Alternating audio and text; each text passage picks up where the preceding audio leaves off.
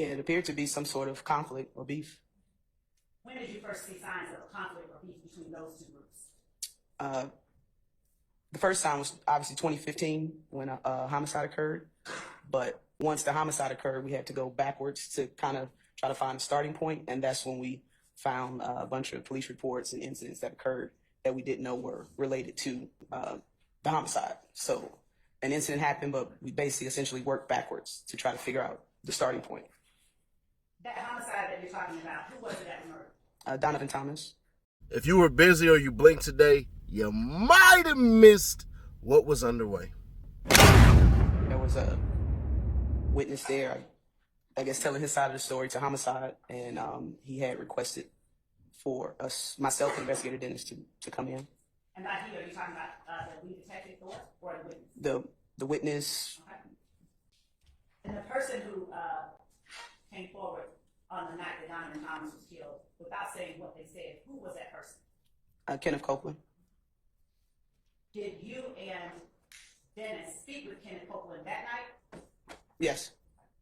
After he came down, Mr. Copeland, what did you all set out to do as it relates to the investigation of the Donovan Thomas murder? What did you all do specifically? Specifically for the murder, Investigator Thorpe was the lead detective. Investigator Dennis and I began to try to find the backstory of incidents that occurred prior to the homicide of Mr. Thomas. The damage to property calls that we found when you started looking into the Donovan Thomas murder, had they been investigated? No, they hadn't. And was there more than one damage to property call? In other words, was there only one shooting at a house, or were there multiple shootings? No, ma'am. There were at the very least 10. And what time frame had these shootings been reported? From October up until January 10th. October 14th to January 10th, 2015? October 2014 up until that time frame of January 10th. Where were these cases when you started looking for them within APD? How was So where were they? Mm-hmm. They hadn't been. They just were reports generated that were in Central Records. Had an investigator been assigned to them? No. Had they been generated from 911 calls? Correct.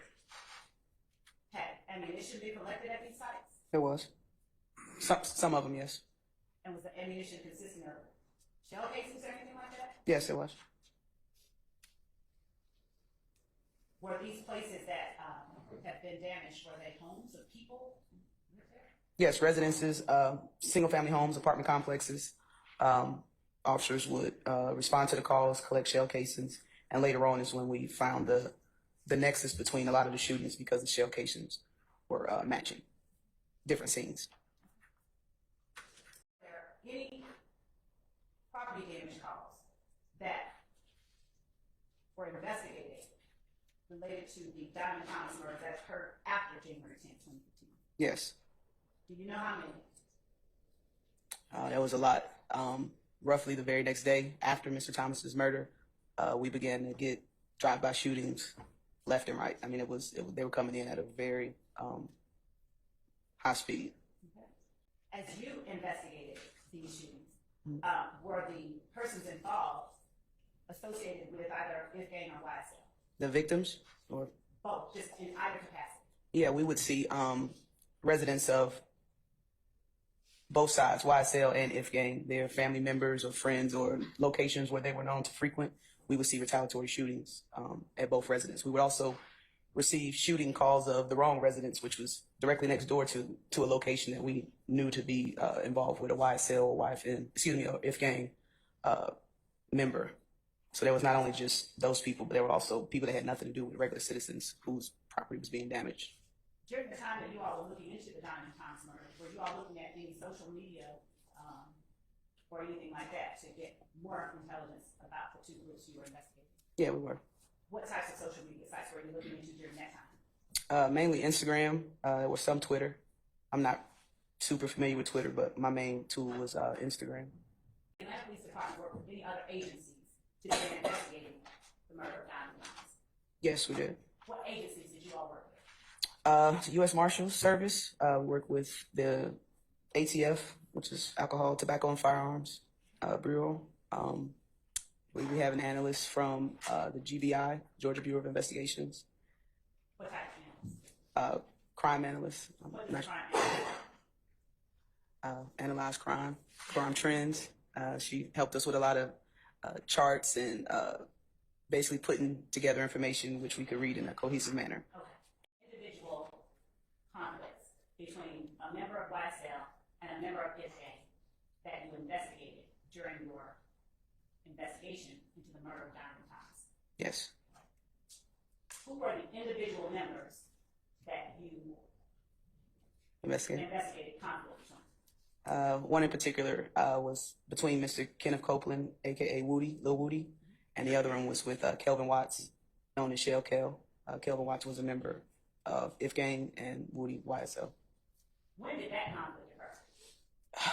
As far as I know, 2014, late 2014, that was kind of the start of all of this, to my knowledge. So late 2014. Did any other members of YSL get involved in that conflict that occurred with Kenneth Copeland? And did that conflict involve more than one member of YSL? Yes. Objection, Your Honor. Same ruling, overruled. And did it involve more than one member of If Gang? Yes. Objection. Same ruling, overruled. Who was the other member of If Gang involved? Also, the hearsay competition. Overruled, sir. You speaking of Kelvin Watts? Yes, other than Kevin Watts. Was Justin Usher involved? Objection, leaders. I stand as to form. Who else was involved that you know of? The initial beef, I believe his name is Victor Meadows. Justin Usher involved? Objection, leaders. I stand as to form. Who else was involved that you know of? The initial beef, I believe his name is Victor Meadows. Rayshawn Bennett. Donovan Thomas's other half brother. What's his name? What is his nickname? I can't think at this moment, but Marquavius Is it Curtis? Curtis, yes. Is he also called Greedy? Greedy, yes. Is he also called Greedy? Yes, Marquavius Curtis, aka Greedy. Okay. So I can think of at this moment. Okay. And I'm going to show you, was there anything placed on social media that would have referenced that conflict that you saw? I do remember seeing an album cover. There was an album cover of Mr. Williams with reference to Bird Gang with a snake going through the eyes and the head of the bird, which we knew represented Objections, what they knew. what I knew. I sustain objections to form. You can rephrase. The information that you knew about the album cover that you were referencing, Question. Overruled, sir. what information informed you about the album cover that you were looking at when you say the information I knew? Based upon previous police reports and interviews of the police, we knew of the conflict going on between the two groups. The album cover was released to the general public. It just looked like a snake with a bird going through, but there was significance to us and what we knew regarding the two groups, that it was a form of disrespect to If Gang, ABG, Bird Gang. It's only so much of that BS that I can listen to. All right, here are the logos in which she's talking about, right?